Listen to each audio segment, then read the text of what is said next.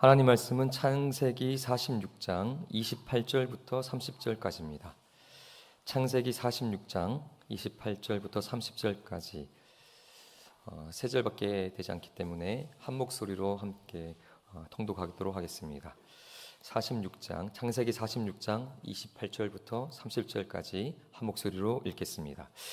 야곱이 유다를 요셉에게 미리 보내어 자기를 고센으로 인도하게 하고 다 고센 땅에 이르니 요셉이 그의 수레를 갖추고 고센으로 올라가서 그의 아버지 이스라엘을 맞으며 그에게 보이고 그의 목을 어금맞춰 안고 얼마 동안 울매 이스라엘이 요셉에게 이르되 내가 지금까지 살아있고 내가 내 얼굴을 보았으니 지금 죽어도 조카도다. 아멘.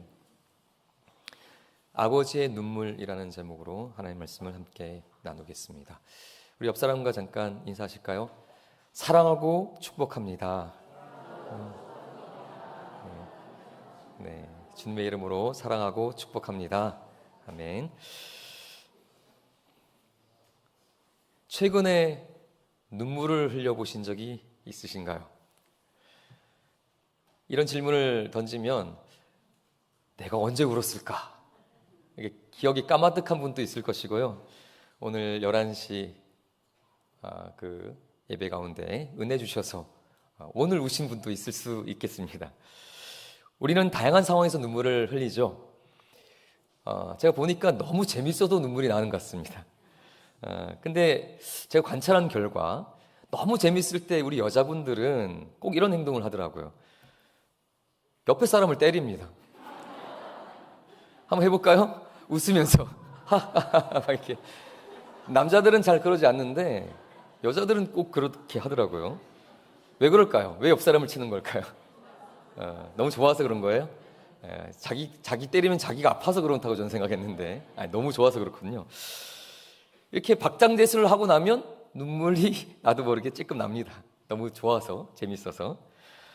또 어떤 사람은 기쁠 때도 눈물이 나죠. 혹시 이 중에 너무 요즘에 좋은 일이 있어가지고 너무 기뻐서 눈물이 날 만큼 그런 있었던 분이 있다면 축하드립니다. 네, 한턱 쏘셔야겠죠. 제가 공식적으로 지금 축하를 했기 때문에 예배 끝난 후에 저한테 설교 후에 조용히 연락을 주시면 저랑 같이 근데 아무래도 눈물이라고 하면 뭐 기뻐도 재밌어도 눈물이 나지만 슬프고 힘들 때 눈물이 아마 많이 날 겁니다. 오늘 우리는 야곱이 흘린 눈물에 대해서 살펴보려고 하는데요. 야곱은 언제 무엇 때문에 눈물을 흘렸을까? 오늘 본문을 한번 같이 읽어보도록 하겠습니다. 창세기 37장 31절부터 35절인데요. 좀 긴 본문이지만 야곱이 울었던 이유에 대해서 이렇게 나옵니다. 한번 쭉 읽어보겠습니다. 그들이 요셉의 옷을 가져다가 숫 염소를 죽여 그 옷을 피해 적시고 그의 채색 옷을 보내어 그의 아버지에게로 가지고 가서 이르기를 우리가 이것을 발견하였으니 아버지 아들의 옷인가 보소서 하매 아버지가 그것을 알아보고 이르되 내 아들의 옷이라 악한 짐승이 그를 잡아먹었도다 요셉이 분명히 찢겼도다 하고 자기 옷을 찢고 굵은 배로 허리를 묶고 오래도록 그의 아들을 위하여 애통하니 그의 모든 자녀가 위로하되 그가 그 위로를 받지 아니하여 이르되 내가 슬퍼하며 스올로 내려가 아들에게로 가리라 하고 그의 아버지가 그를 위하여 울었더라. 아멘. 여기 야곱의 자식들은 배다른 형제인 요셉을 시기했죠. 그래서 죽이려고 했는데 생각을 바꾸고 노예로 팔아버렸습니다. 그리고 집에 돌아와서는 아버지 야곱에게 요셉이 짐승에게 잡아먹혔다 이렇게 거짓말을 했습니다. 이 이야기를 들은 야곱은 귀한 자녀인 요셉에게 일어난 이런 충격적인 사건 때문에 눈물을 흘린 거죠. 이처럼 아버지는 사랑하는 자녀가 고난을 당하고 죽음의 길을 갔다는 얘기를 들으면 눈물을 흘릴 수밖에 없습니다. 아버지들은 언제 울까요? 아버지들은 저희 아버지를 봐도 그런데 자기 자신 때문에 잘 안 우시는 것 같습니다. 근데 힘들고 아파도 아버지기 때문에 내색하지 않고 참습니다. 가장은 잘 눈물을 흘리지 않아요. 그런데 언제 아버지가 우는가? 사랑하는 자녀가 고통과 고난을 겪는 모습을 보면 웁니다. 저도 20살 때 죽을 뻔했는데 그때 아버지가 많이 우시는 모습을 봤습니다. 아버지는 자녀 때문에 웁니다. 그게 아버지의 마음이고 아버지의 눈물인 거죠. 그런데 오늘 말씀에 놀라운 것은요, 야곱이 지금 자기 자녀인 요셉이 죽었다는 얘기를 듣고 울었잖아요. 짐승에게 찢겨 죽었다. 얼마나 고통스러웠을까. 그 아버지가 자녀의 죽음을 생각하며 울었던 것처럼 하나님 아버지도 우신다는 겁니다. 우리 한 번 더 말씀을 볼까요? 예레미야 14장 17절에서 18절 두 절인데 한번 같이 읽어보도록 하겠습니다. 너는 이 말로 그들에게 이르라. 내 눈이 밤낮으로 그치지 아니하고 눈물을 흘리리니 이는 처녀딸 내 백성이 큰 파멸 중한 상처로 말미암아 망함이라. 내가 들에 나간즉 칼에 죽은 자요 내가 성매에 들어간즉 기근으로 병든 자며 선지자나 제사장이나 알지 못하는 땅으로 두루 다니도다. 아멘. 여기 보면은 예레미야에게 주시는 하나님의 말씀인데요. 내 눈이 밤낮으로 그치지 않고 눈물을 흘린다라는 표현을 하나님께서 말씀하십니다. 하나님도 우신다는 거예요. 여기서 하나님 아버지도 우신다는 표현이 사실 놀라운 표현이죠. 성경을 보면 하나님이 우신다 이런 표현은 사실 많지 않습니다. 그런데 예레미야 선지자는 오늘 하나님께서 눈물을 흘리신다는 놀라운 사실을 알게 된 것입니다. 하나님은 언제, 왜 우시는 걸까요? 바로 사랑하는 자녀인 이스라엘이 지금 죽음의 길, 멸망의 길을 가게 되었기 때문에 아버지인 하나님께서 그 모습을 보시고 우신다고 표현하고 있는 것입니다. 당시의 상황은 이렇습니다. 북이스라엘은 이미 망했고요. 이스라엘이 갈라졌잖아요. 북이스라엘과 남유다로. 근데 북이스라엘은 이미 망해버렸습니다. 남은 거는 남유다인데 예레미야 선지자가 활동하던 그 남유다조차도 바벨론에 멸망당할 직전이었던 겁니다. 그래서 예레미야 선지자는 남유다 이렇게 국가가 망할 국가 존망의 위기 가운데에 그것을 보면서 많이 울었거든요. 예레미야 선지자의 별명이 뭘까요? 눈물의 선지자. 나라가 망하게 되었으니 그 나라를 사랑했던 예레미야 입장에서는 눈물이 마를 새가 없었던 거죠. 도대체 얼마나 많이 울었길래 눈물의 선지자라고 했을까? 그런데요, 예레미야는 자기만 우는 줄 알았단 말입니다. 나라를 보면서 이 나라가 망하게 된 걸 보면서 애통하며 도대체 어떻게 해야 될까? 이 불쌍한 우리 민족은 어떻게 해야 될까? 자기만 우는 줄 알았는데요. 하나님께서 말씀을 주시는데 하나님도 우시다라는 겁니다. 육신의 아버지만 그 요셉만 야곱이 죽었을 때 눈물을 흘린 것이 아니라 하나님 아버지도 자기 백성 이스라엘이 죽게 됐고 멸망하게 되었을 때 그 야곱처럼 하나님도 눈물을 흘리신다. 그래서 그 모습을 보았던 예레미야가 그 하나님의 그 모습을 기록한 거죠. 내 눈이 밤낮으로 그치지 않고 눈물을 흘린다. 하나님은 한 번 눈물을 흘리신 것이 아니라 오늘 말씀을 보니까 하나님도 밤낮으로 그치지 않고 눈물을 흘리고 계신다. 하나님도 많이 우신다는 거죠. 누구 때문에요? 망하게 된 자녀인 이스라엘 때문에. 하나님 아버지는 원래 자녀에게 무엇을 원하셨습니까? 자녀인 이스라엘에게 이것을 원하셨습니다. 우리 예레미야 29장을 더 보시면요. 하나님이 자녀인 이스라엘에게 원하신 것은 망하는 길이 아니라 이것이었는데 예레미야 29장 11절 같이 읽어보도록 하겠습니다. 여호와의 말씀이니라. 너희를 향한 나의 생각을 아나니 내가 아나니 평안이요 재앙이 아니니라. 너희에게 미래와 희망을 주는 것이니라. 아멘. 육신의 아버지인 우리도 자녀에게 당연히 우리 자녀가 잘 되기를 원하는 거죠. 이게 부모님의 마음이고 아버지의 마음일 겁니다. 그런데 하나님 아버지도 자녀인 이스라엘에게 주고 싶은 거는 재앙이 아니라 평안이요 미래와 희망을 주는 것이 내 마음이다. 그 내 아버지인 나의 마음이다. 그런데 그 아이들이 그 자녀인 이스라엘이 어떻게 된 거예요? 망하게 된 겁니다. 바벨론의 포로로 잡혀가서 그 오랫동안 노예 생활을 하게 될 겁니다. 그때 포로로 잡혀갔던 모습들을 보면 바벨론은 포로를 어떻게 잡아갔다고 하죠? 코를 꿰어서 줄줄이 엮어서 끌고 갔다고 하죠. 자기 자녀인 이스라엘이 코를 깨어 적의 원수의 손에 줄줄이 잡혀가는 모습을 하나님 아버지가 보셔야 되는 상황인 겁니다. 그러니 내 자녀가 잘 되고 복받기를 원하는 것이 하나님 아버지의 마음인데 그 자녀가 망하게 되었으니 그 하나님 아버지의 눈에서 눈물이 마를 새가 없고 애통해 하시는 그 마음을 예레미야 선지자에게 알려주신 거죠. 그렇다면 이 자녀인 이스라엘은 도대체 왜 하나님의 그 축복을 받지 못하고 이렇게 망하는 길로 가게 된 걸까요? 그거는 오늘 야곱이 요셉 때문에 흘렸던 그 눈물의 이유와 같습니다. 야곱은 왜 눈물을 흘렸습니까? 사랑하는 그 아들 요셉을 다른 형제들, 배다른 형제들이 시기해서 죽이려 들었고 그를 노예로 팔아먹은 후에 그대로 얘기하지 못하고 잡아먹혔다라고 거짓말을 했기 때문에 그 소식을 들은 아버지인 야곱이 눈물을 흘린 거죠. 결국 자녀들이 저지른 죄악 때문에 아버지인 야곱이 눈물을 흘린 것입니다. 하나님 아버지도 눈물을 흘리실 때 똑같은 이유입니다. 자녀인 이스라엘이 저지른 죄 때문에 눈물을 흘리시는 겁니다. 우리 그 자녀인 이스라엘이 왜 하나님의 눈물을 흘리게 만들었는가? 예레미야 3장도 한번 보시겠습니다. 예레미야 3장 19절부터 20절 2절에 보면 하나님 아버지가 애통해하는 이유가 나옵니다. 읽어보겠습니다.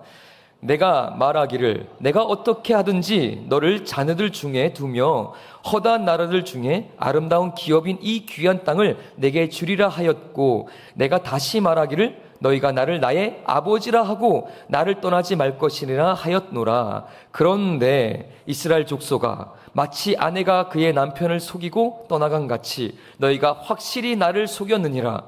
여호와의 말씀이니라. 소리가 헐벗은 산 위에서 들리니 곧 이스라엘 자손이 애곡하며 간구하는 것이라.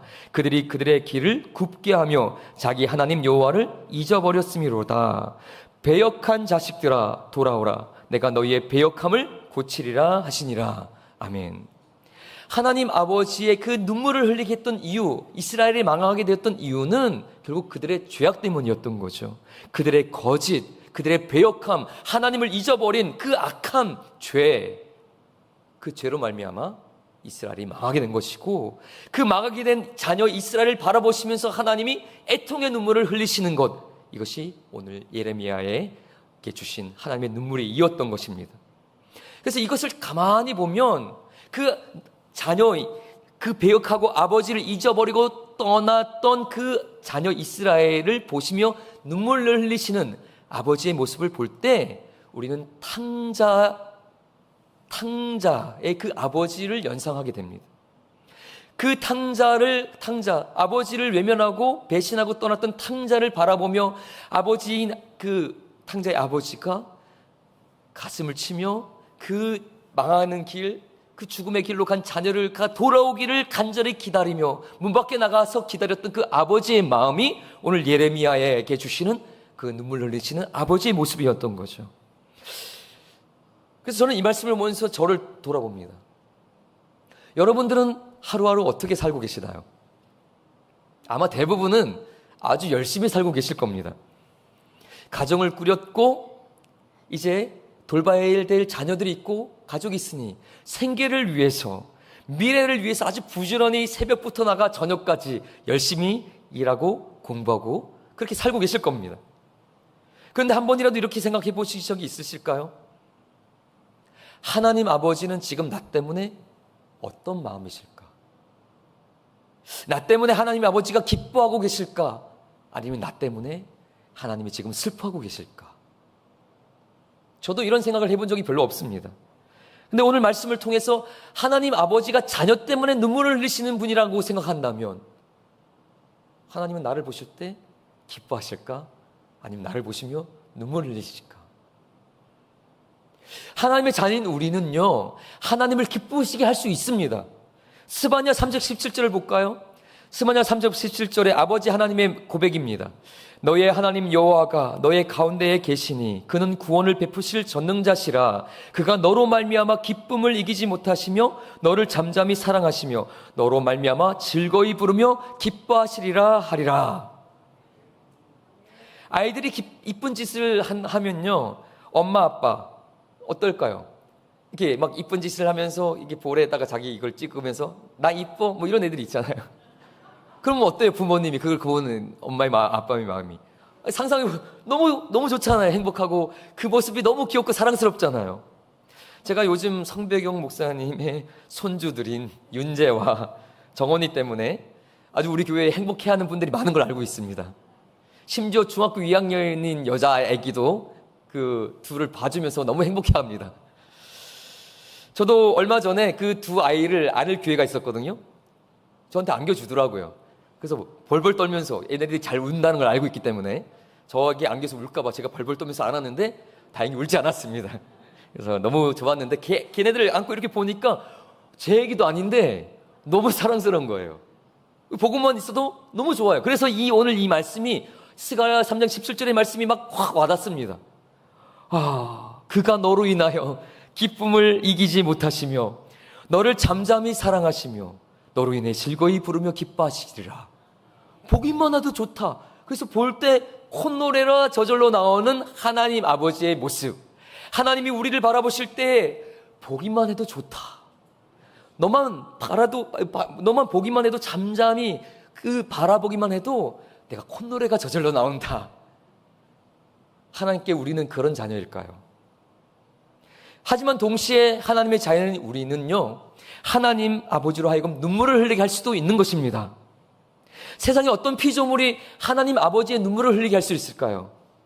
자녀인 오직 우리만이 하나님의 눈물을 흘리게 할 수 있는 것입니다. 우리가 하나님을 기쁘시게 할 수도 있고 우리가 하나님의 눈물을 흘리게 할 수도 있는데요, 그렇다면요, 우리는 하나님이 나 때문에 눈물을 흘릴 수 있구나라는 것을 깨달아야 되는 것입니다. 근데 우리는 하나님 아버지의 눈물에는 관심이 없거든요. 지금까지 단 한 번도 하나님 아버지의 눈물을 생각해 본 적이 없는 것은 아닐까요? 내가 힘들고 내가 아플 때만 내 자녀, 내 배우자, 내 직장 문제, 내 미래, 오직 내 눈물, 거기만 관심이 있었던 것은 아닌가. 내가 슬플 때 내 눈물에는 관심이 많은데 정작 아버지 하나님의 눈물에는 너무 관심이 없진 않았을까. 제가 몇 년 전에 유행했던 유튜브 영상을 하나 봤었거든요. 상당히 유명한 영상입니다. 본 분들 계시고 이 영상을 가지고 설교하는 목사님도 제가 봤습니다. 아시는 분도 있을 겁니다. KB금융그룹, 이렇게 실명을 말하면 홍보가 돼서 좀 그렇긴 한데 좋은 영상을 만들었기 때문에 KB금융그룹이라는 기업에서 기업 홍보하려고 자기들 이미지, 회사 이미지 좋게 하려고 제작한 몰래카메라 영상인데요, 아주 당시에 화제가 됐습니다. 제목은 뭐냐면 하늘 같은 든든함 아버지라는 영상이었습니다. 길지 않은 영상이에요. 거기 보면은 40개월 미만의 어린 아기를 둔 젊은 아빠, 그러니까 자녀가 40개월 미만이니까 아기잖아요. 그 아이를 둔 젊은 아빠를 대상으로 몰래카메라를 찍었습니다. 그러니까 이 아빠들에게 이런 주제로 설문조사를 합니다라고 했는데 그 아빠들에게 이제 속여서 줬던 질문이 뭐냐면 어린 자녀의 학습 발달에 미치는 아빠의 역할, 어린 자녀의 학습 발달에 미치는 아빠의 역할이라는 제목으로 설문조사 하겠습니다라는 걸로 한 명씩 방에다가 이제 이렇게 데려다 놓고 이제 질문을 던지는 겁니다. 근데 그 아빠들이 받는 질문이 여러 가지가 있었는데 그 중에 이제 몇 가지를 제가 이야기 드리면 아빠들이 이런 질문을 받습니다. 당신의 아이가 제일 좋아하는 음식은 뭘까요? 그럼 아버지가 이제 생각해 보는 거죠. 내 아기가 뭘 좋아하지? 뭐 이제 알 거 아니에요? 자기 아기니까 막 이제 생각해 봅니다. 그러니까 우리 아기가 뭘 좋아했지? 막 생각하면서 막 웃습니다. 맞아, 걔가 그걸 좋아하지. 두 번째, 아이의 자는 모습을 지켜보신 적이 있으신가요? 당연히 있겠죠. 근데 그 지켜보는 모습을 자기가 생각해 보면서 흐뭇한 거죠. 내 아이가 잘 때 지켜봤던 내 모습을 생각해 보며. 당신 차에, 핸드폰에, 책상 위에, 지갑 속에 아이의 사진이 몇 장이나 있나요? 뭐 여러 장이 있겠죠. 아이에게 사랑한다고 마지막으로 말한 건 언제인가요? 뭐 오늘 당장 했을 수도 있을 겁니다. 뭐 그런 거를 이제 답변을 하면서 그 아빠들의 그 얼굴을 클로즈업을 하는데 아빠들이 다 이렇게 생각하는 겁니다. 아, 어땠지 하면서 입가에 뭐가? 미소가 착 번지고 있는 거죠. 흐뭇하게 자기 아기들을 생각하면서. 그런데 진짜 질문은 이게 아닌 겁니다. 요거는 이제 몰래카메라고 요렇게 질문을 마친 후에 다른 질문지를 주는데 거기서 새로운 질문입니다. 새로운 질문. 아버지가 제일 좋아하는 음식은 무엇인가요? 답변을 쉽게 못합니다. 우리 아빠가 뭘 좋아했었지? 아버지의 자는 모습을 지켜보신 적이 있으신가요? 지켜보신 적이 없는 거죠. 아, 당신 차에, 핸드폰에, 책상 위에, 지갑 속에 아버지의 사진이 몇 장이나 있나요? 저도 지갑에 아버지 사진이 없더라고요. 물론 자녀가 없어서 자녀 사진도 없지만. 마지막 질문. 아버지에게 사랑한다고 마지막으로 말한 건 언제인가요? 언제일까요? 자녀에게는 오늘 했을 수도 있는데 잘 기억이 나지 않는 겁니다. 그래서 아빠들이 당황하는 모습이 또 클로즈업 되어 있습니다. 너무 당황스러운. 그러면서 젊은 아빠들이 생각에 갑자기 골똘히 잠깁니다. 아까 자기 아기들에 대한 거는 막 일사천리로 적어 나가다가 아빠에 대한 질문이 바뀌니까 답을 적지 못해요. 그때 갑자기 TV가 켜집니다. 자기 앞에 있던 TV가 켜지며 진짜 자기 아빠의 모습이, 인터뷰하는 모습이 탁 나옵니다. 이건 노년의 이제 아버지의 모습인 거죠. 여기 자녀가 있는 거니까 이미 중년인 젊은 아빠들 앞에 노년의 아빠, 자기 친아빠의 모습이 딱 나오는데 그 인터뷰하는 영상이 뜹니다.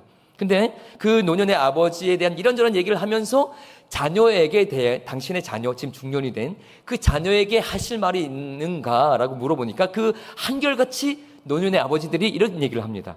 자기 아이에게, 그러니까 중년이 된 자기 아들에게 계속 부족한 게 부모 마음은 아닐까요? 지금 노년의 아버지가 하는 얘기입니다. 죽는 날까지 제가 그런 마음으로 살고 있어요. 항상 부족하고 항상 미안해요. 크게 도와주지도 못해가지고 너무 어릴 때 엄하게 했던 게 아직도 미안해요. 뭐 이런 얘기를 아빠들이 하면서 우십니다. 지금 자기 자녀는 이미 커서 그 손주까지 봤는데 그 노년의 아버지가 다 큰 자식을 생각하면서 너무 미안하다고 우는 거예요. 더 좋은 것을 해주지 못했다고. 아쉬움으로. 한결같이. 그래서 그 젊은 아빠들이 그 영상을 보면서 자기도 울었습니다. 막 난리가 났어요. 아빠한테 너무 미안해가지고. 그러면서 그 아빠가 탁 등장해서 부둥켜 안고 막 우는 영상입니다. 그 젊은 아빠들은 뭘 깨달은 거죠? 자기 아버지, 자기가 아빠로서 자기 아들에 대해서는 그렇게 관심이 많은데 정작 자기 아버지의 삶, 자기 아버지의 눈물에 대해서는 너무 관심이 없었다는 것을 깨달았던 거죠. 하지만 그 젊은 아빠들만 그럴까요? 이곳에 있는 우리도 사실 별반 다르지 않을 겁니다. 자식을 향한 아버지의 마음, 오직 자녀의 평안과 안녕을 바라시고 눈물 흘리시는 그 아버지의 눈물에 대한 관심보다는 내 자녀, 내 미래, 내 삶에 대해서만 더 관심을 갖고 있는 것이 우리의 모습이고 현실이죠. 그리고 시간이 지나서 어느 순간 그 사랑하는 부모님을 떠나보낸 후에야 그동안 더 관심을 갖지 못했던 자기 자신에 대해서 후회하게 되는 것. 이것이 바보 같은 우리의 모습일 겁니다. 육신의 부모도 그러할진데 하나님 아버지에 대해서는 얼마나 우리가 관심을 갖고 있는가? 하나님 아버지의 눈물에는 우리가 얼마나 관심을 갖고 있을까요? 그러니 우리가 하나님의 자녀가 맞다면 이제 우리는 내 눈물만이 아니라 하나님의 눈물에 대해서도 하나님 아버지의 눈물에 대해서도 더 관심을 가져야 될 줄 믿습니다. 우리 하나님 아버지는 언제 눈물을 흘리신다고요? 자녀인 이스라엘이 죄악으로 인해서 망하는 길로 갈 때에 그것을 바라보신 아버지가 눈물을 흘리셨다고 했습니다. 그러니 그런 아버지, 눈물 흘리시는, 죄악으로 멸망의 길을 가는 자녀 때문에 눈물 흘리시는 그 하나님의 눈물을 아는 자녀라면 우리는 어떻게 해야 될까요? 그것을 알기 위해서 우리는 탕자의 비유를 살펴볼 텐데요.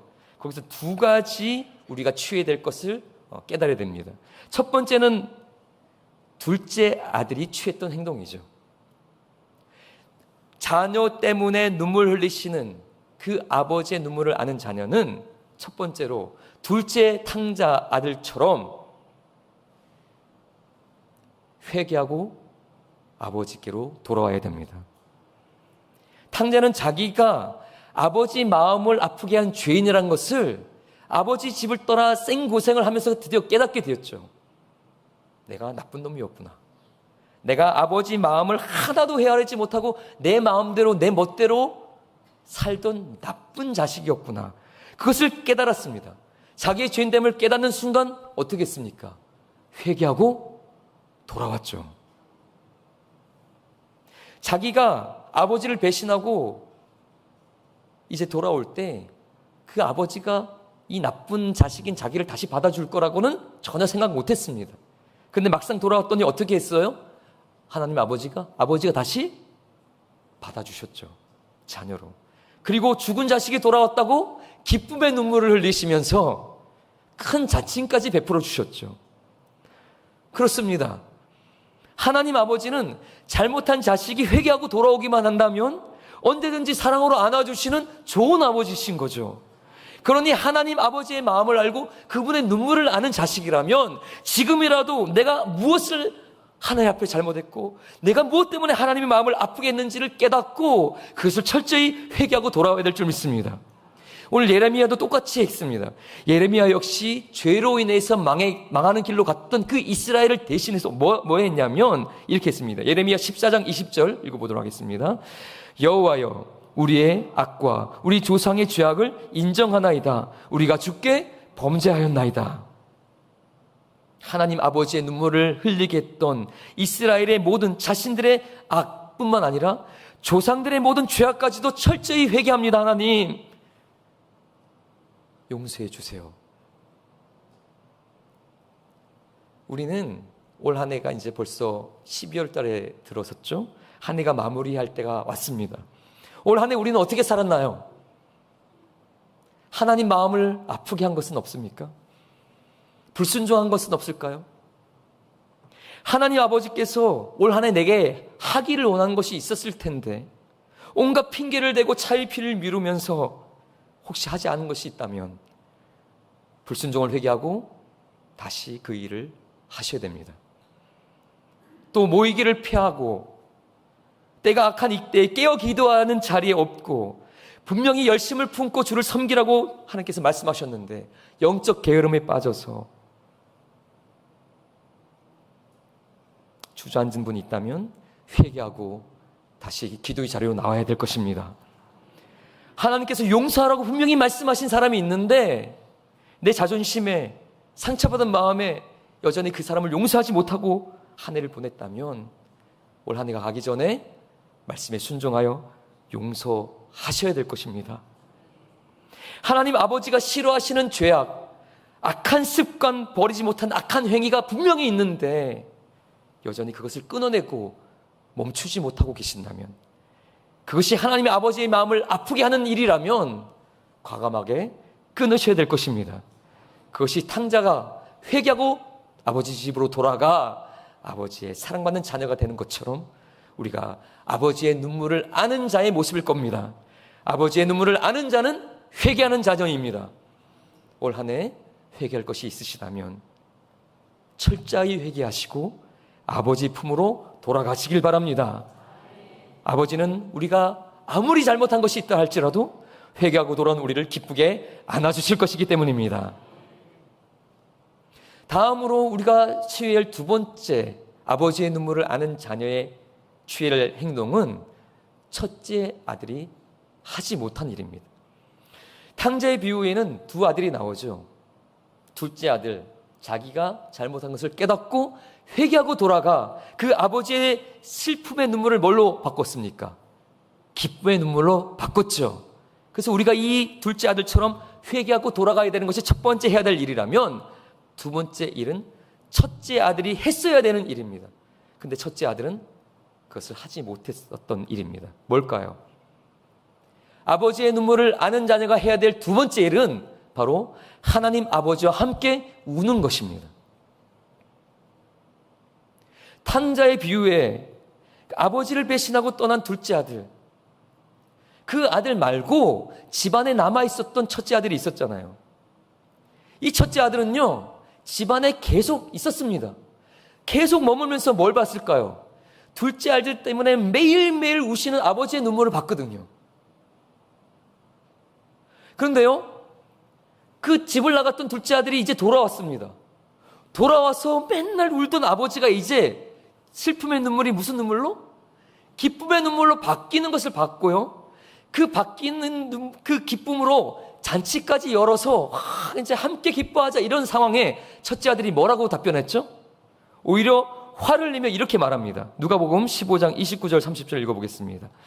아버지께 대답하여 이르되 내가 여러 해 아버지를 섬겨 명을 어김이 없거늘 내게는 염소 새끼라도 주어 나와 내 벗으로 섬기게 하신 일이 없더니 아버지의 살림을 창녀들과 함께 삼켜버린 이 아들이 돌아오면 이를 위하여 살찐 송아지를 잡으셨나이다. 뭔 얘기예요? 둘째 제가 돌아오든 말든 난 상관없고, 아버지가 쟤 때문에 슬퍼하다가 이제 기쁨의 눈물을 흘리시는 거, 그거 나 아무 상관없습니다. 내 관심사는 뭐밖에 없는 거예요. 내가 열심히 수고했는데 저 자식은 지가 쓸 목까지 다 챙겨가서 탕청망청 쓰고 돌아와서 염치도 없이 돌아와서 지금 아버지가 다 자기가 챙겨야 될 거 다 챙겨주신 다 말아먹은 자녀에게 뭐가 예뻐서 쟤를 위해서 더 뭔가를 베풀어 줍니까? 정작 나는 여기서 열심히 한 나는 아무것도 준 적도 없고 나를 위해 잔치도 베풀어 주신 적이 없는데 난 억울합니다. 난 여기서 섬기면서 나한테 해준 게 뭐가 있나요?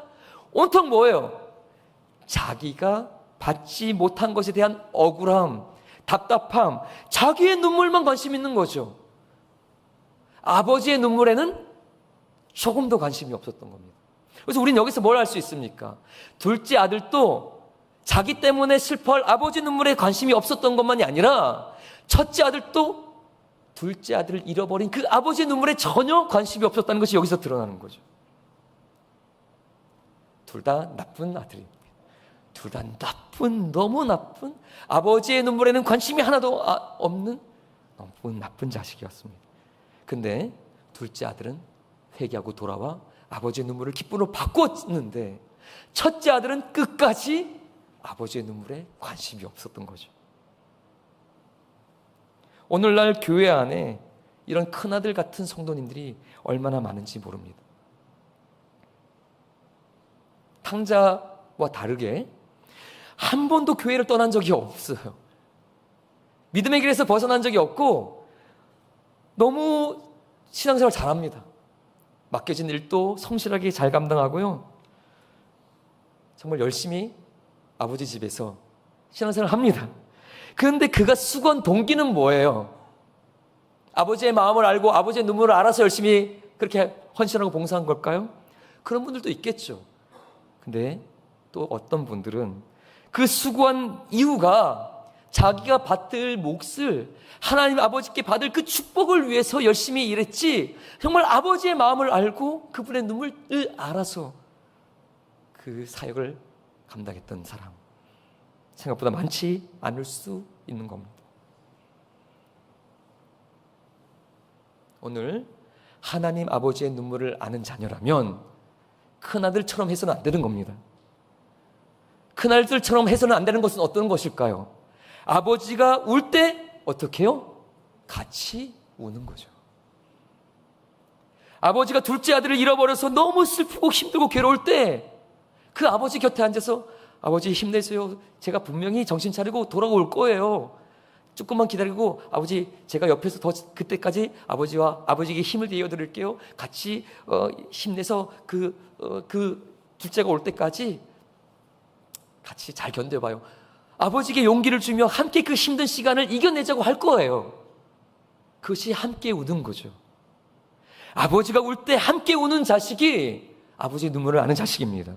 첫째 아들은 그렇게 못했는데 예레미야 선지자는 그렇게 했던 겁니다. 예레미야의 별명이 뭐였죠? 눈물의 선지자. 예레미야 선지자는 자기의 슬픔만이 아니라 하나님 아버지의 눈물을 알았기 때문에, 그 아버지의 그 애타는 마음을 알았기 때문에 어떻게 했어요? 그 아버지의 애타는 심정으로 자기 동족들에게 하나님의 말씀을 선포했습니다. 회개하고 돌아와라. 이대로는 안 된다. 이대로 있으면 우리 다 망한다. 아버지가 너무 슬퍼하신다. 아버지 그 슬퍼하시는 눈물을 안다면 우리 이렇게 해서는 안 된다. 돌아와라. 같이 아버지께로 회개하고 돌아가자. 근데 그렇게 했을 때 어떻게 됐어요? 같은 동족들이 너가 뭔데 그런 소리 하냐? 너가 뭔데? 너는 매국노 뭐 이런 얘기를 하면서 배척당하고 심지어 이런 소리 했다고 죽을 위기에 처했습니다. 그런데도 불구하고 자기 목숨을 걸고 끝까지 눈물로 호소했거든요. 이건 자기 슬픔 때문이 아니라 누구의 마음을 알았기 때문에요? 하나님 아버지의 눈물을 알았기 때문에. 이제 거의 마칠 때가 됐는데요. 제가 몇 년 전에 지구촌 교회에서 있었던 한 집회를 참석했었습니다. 거기서 아시아 태평양 선교대회가 열렸거든요. 아시아 태평양 선교대회. 그래서 여러 날 거친 집회였는데요. 거기서 둘째 날 저녁에 어떤 강사님이 이제 설교를 탁 하시고 나서 그 뒷시간 간증 시간이 있었습니다. 그 간증에 20대 여자 젊은 청년이 간증을 했습니다. 이 여자 청년은 탈북민입니다. 이 탈북민이 여자 청년이 어떤 간증을 하냐면요, 자기가 뭐 이런 저런 과정을 거쳐서 대한민국으로 어떻게 올 수 있었는지 이제 쭉 간증을 하고 난 후에 간증을 하는데요. 그때 자기 어머니가 먼저 탈북을 했다고 합니다. 그리고 어머니가 탈북한 후에 열심히 돈을 모아서 브로커를 사서 이제 가족들을 한 명씩 탈북을 시키는 거죠. 그래서 1순위는 먼저 이 여자 자매의 동생을 먼저 탈북을 시켰습니다. 그 다음에 3일 후에 이제 이 자매를 탈북을 시켰습니다. 근데 여기까지는 됐는데 세 번째 마지막 대상이 아버지인 겁니다. 이 자매의 아버지. 그런데 여기서 막힌 거예요. 다 돈도 지불하고 다 진행되다가 걸렸습니다. 그래서 이 아버지는 탈북을 못하고 수용소에 갇히게 됐다고 합니다. 그래서 수용소에 갇힌 후에 많은 고문도 당하고 막 힘들게 이제 정치범이니까 했겠죠. 그런데 이제 브로커를 사서 그 감옥에서의 그 상황을 계속 보고받으며 연락을 어떻게 하든 막 돈을 써서 주고받고 했는데 아버지가 돌아가신 겁니다. 그 돌아가셨다는 소식을 들었던 겁니다. 근데 이 자매는 탈북한 후에 신앙인이 되어서 아버지의 탈북을 기대하면서 열심히 기도하고 있었는데 그 아버지의 사망 소식을 듣고 난 후에 충격에 빠진 겁니다. 그래서 그 소식을 들은 순간 바닥에 주저앉아서 하나님 앞에 막 원망과 슬픔과 그런 고통의 이제 말들을 쏟아놨다는 겁니다. 하나님, 그때 했던 얘기가 이거라고 해요. 그 자매가 하나님, 나보고 도대체 어쩌라고요? 내가 도대체 할 수 있는 게 없어서 하나님 앞에 이렇게 간절히 기도하면서 도움을 구했는데 이렇게 아빠 거기서 죽게 만들면 나도 어떻게 하라고, 이런 이제 막 울면서 그렇게 하나님 앞에 소리쳤다고 하는데 그때 하나님의 음성이 들려왔다고 합니다. 하나님의 첫마디, 많이 아프니? 그래서 그 자매가 네, 하나님 저 지금 죽을 것처럼 아파요 하나님, 이렇게 얘기했는데 두 번째 주신 메시지, 나도 아프다. 하나님께서도 이 상황에 마음이 아프다고 하시는 거예요. 그러면서 이어지는 하나님의 말씀은 네가 지금 너의 아빠의 죽음 때문에 눈물 흘리는 것처럼 나는 지금 저 북한 땅에 죽어가는 수많은 내 자녀들 때문에 마음이 아프고 눈물 흘리고 있다. 이런 메시지를 주셨다고 합니다. 그래서 그 자매가 거기서 충격을 받고 깨달았다는 거예요. 나는 오직 내 눈물에만 관심이 있었는데 아버지 하나님의 눈물에는 관심이 없었구나. 내가 얼마나 이기적으로 내 문제에만 집착하는 신앙생활을 해왔는지 그때 깨달았대요.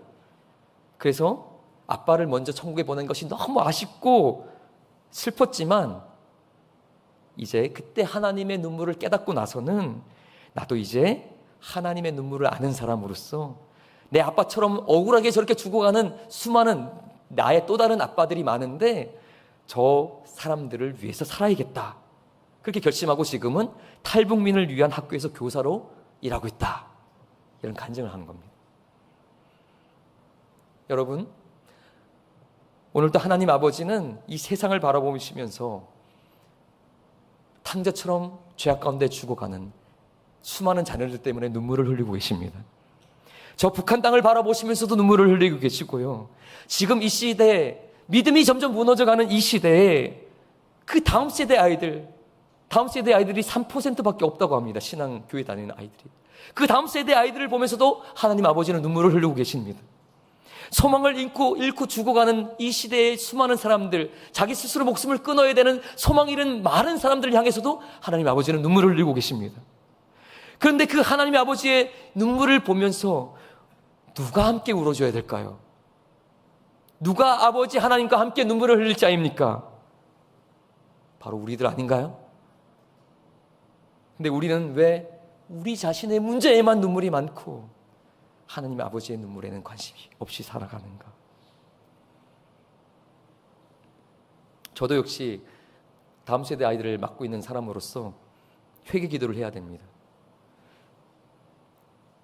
저도 제 문제에는 막 눈물이 나는데 아이들 생각하면 답답해요. 도대체 이 아이들에게 어떻게 하나님을 만나게 하고 이 아이들이 구원받을 수 있을까? 도무지 답이 안 떠오릅니다. 그러면서 가슴을 치며 막 기도하며 울며 애통하며 그렇게 해야 되는데 그 답답함은 있는데 눈물이 잘 안 나는 거예요. 그만큼 하나님 아버지의 눈물을 나의 눈물로 가슴에 담지 못하고 있는 나쁜 목회자이기 때문이겠죠. 하나님 아버지의 눈물을 아시는 하나님의 자녀라면 오늘 두 가지 중에 하나는 하셔야 될 겁니다. 하나님의 눈물을 흘리게 하는 내 죄악이 있다면 오늘 회개하고 돌이키셔야 될 것이고, 하나님이 눈물 흘리시는 그것을 바라보며 나도 함께 울며 함께 하나님의 마음으로 그 눈물에 동참해야 될 것입니다. 함께 우리 기도하도록 하겠습니다. 이 시간에 나의 삶을 돌아보시면서 올 한 해 내가 하나님이 과연 눈물을 아는 자로 살았는지, 내가 하나님의 기쁨 되는 자녀였는지, 하나님을 눈물 흘리게 하는 자녀였는지, 또한 하나님이 눈물 흘리시는 곳에 나도 함께 우는 자였는지, 아니면 내 눈물만 중요하다고 이기적으로 살았던 큰 아들과 같은 자는 아니었는지, 우리 돌아보시면서 함께 기도하고 더 나가도록 하겠습니다. 함께 기도합니다. 하나님 아버지, 이 시간 함께 우리가 말씀을 가지고 기도합니다. 우리가 올 한 해 어떻게 살았는지를 돌아봅니다. 하나님, 나는 과연 하나님의 마음에 합한 자로 하나님의 기쁨 되는 자녀였는지, 하나님의 마음을 아프게 하는 자녀였는지, 주님, 올 한 해 돌아볼 때 부끄러운 것이 많습니다. 주님께서 주신 은혜는 많고 하나님께 은혜 받기는 항상 구했지만 정작 아버지의 눈물에는 관심이 없는 나쁜 자식이었습니다. 얼마나 이기적인 자식이었는지, 얼마나 나의 것만 알고 내 자녀, 내 사업, 내 건강, 내 미래만 관심이 있었지 아버지의 눈물에는 관심 없는 큰아들 같은, 둘째 아들 같은 그런 자식이었사오니 주여 우리를 불쌍히 여겨 주시옵소서. 하나님, 아버지의 눈물을 아는 자가 되게 하여 주시고 이제 하나님 아버지의 눈물을 알아 나도 그 눈물을 아는 자녀로 회개하고 돌이키며 하나님이 우실 때 함께 우는 그런 자녀가 되게 도와주시옵소서. 주님, 우리 가운데 그 회개의 마음을 부어 주시옵소서. 주님, 역사하여 주시옵소서. 주님, 함께하여 주시옵소서. 하나님, 이 시간에 한 해의 우리 삶을 돌아볼 때 너무나 부끄러운 것이 많고 하나님 아버지께 죄송한 마음이 큽니다. 나름대로 열심히 산다고 했지만 그 모든 것을 돌이켜보니 하나님의 마음을 알아 하나님의 마음에 합한 대로 사는 것보다는 내 자신의 삶의 유익과 축복을 위해서 그렇게 힘써 살았던 것은 아닌지, 심지어 교회 생활과 모든 봉사까지도 하나님의 축복을 받는 수단은 아니었는지 돌이켜보며 다시 나 자신을 말씀 앞에 세우기를 원합니다. 이제 나 자신의 눈물만이 아니라 아버지의 눈물을 아는 자녀가 되게 하여 주시옵소서. 둘째 아들처럼 아버지의 마음을 아프게 하는 죄악 가운데 거해있다면 이제 모든 것을 돌이켜 회개하게 하여 주시고 하나님의 기쁨 되는 자녀가 되게 할 수 있도록 도와주시옵소서. 또한 큰아들처럼 아버지가 눈물 흘리는 것을 알고 보면서도 전혀 관심 없고 내 눈물에만 관심이 있던 이기적인 신앙생활을 한 것은 아닌지 돌이켜봅니다. 이제 아버지가 눈물 흘리는 곳에 나도 눈물을 흘리게 하여 주시고 아버지가 바라보시는 것을 나도 바라보며 아버지가 손을 내밀고자 하시는 곳에 나도 손을 내밀어 함께 아버지의 사역에 동참하는 자가 될 수 있도록 역사하여 주시옵소서. 감사하며 예수님 이름으로 기도합니다. 아멘.